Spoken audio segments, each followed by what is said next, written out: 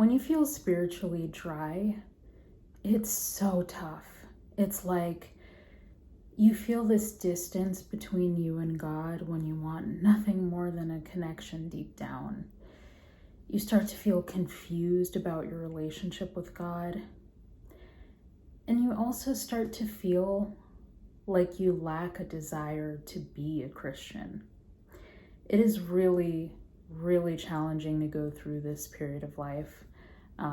If you're going through it right now, I understand it can feel very, very exhausting and confusing.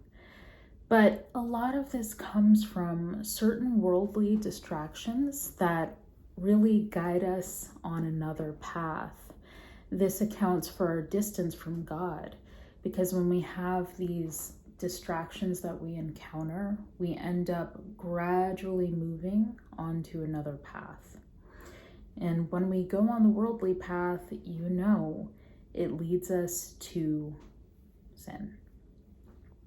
And it's not even intentional sin. It's like you're minding your own business and certain things happen in life that deeply frustrate you.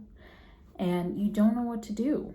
You don't feel enough desire to talk it out with God. And so you just keep it inside. You keep it inside until it starts to build up. And when it builds up, you need an outlet. And the first outlets you think of are not God, but the first outlets you think of are sins. And it can be something that's not even an action. It can be as little as thinking of someone in a really hateful way. Someone who slighted you, you might think of in a really unforgiving light, and it leads you towards unchristian thoughts.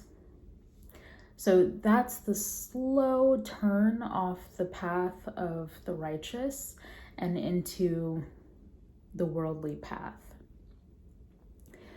This is really something to be mindful of, because we need to be watching our thoughts, especially when we're emotionally vulnerable.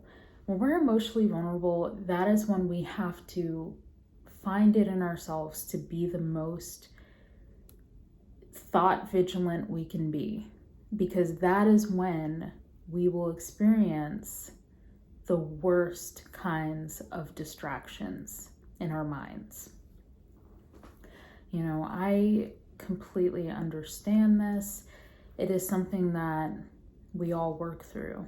And once you work through that, think of things that really kept you on your path in the past. Think of your most righteous time in your life when you were on the straight and narrow and sins were kind of hard for you to commit. You felt like you had a lack of desire to sin at that point. What were you doing? And repeat those actions. Talk to God even when you don't feel like talking to him, because you don't always feel like talking to him.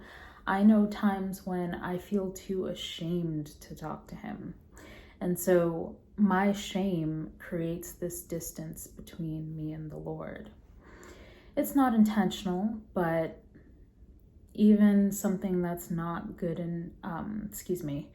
even something that doesn't have a bad intention can still cause bad things to happen. And that is what has been my experience. Whenever I decide to consciously attack my problems, that is when I get the best outcomes. There are times when we're in emotional distress and we just fall into our default settings. This is super common and it's understandable, but as Christians, we have to be aware of that and see it coming before we allow it to happen. And when we do that, we'll be able to refocus our priorities and be able to talk to God about our issues.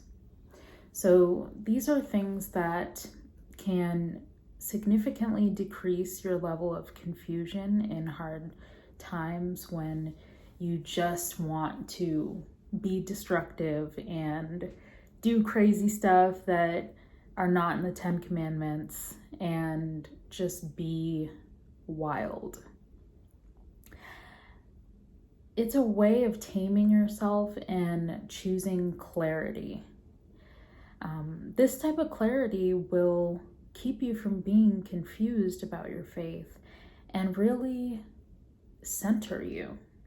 So that's the advice I have for that. That is something that I've tried to exercise in my own life, is just whenever I'm in a very emotionally vulnerable situation, as much as I don't have the energy to, I just try to think about my thoughts instead of letting my thoughts run.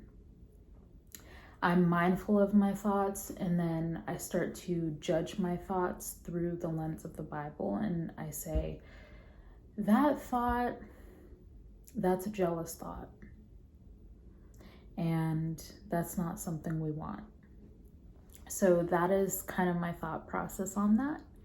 And let me know what you think down below, how you cope with being spiritually drained or spiritually dry.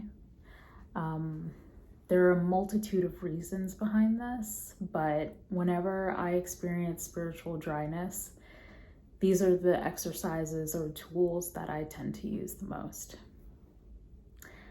Thank you for watching, and I will see you in my next video.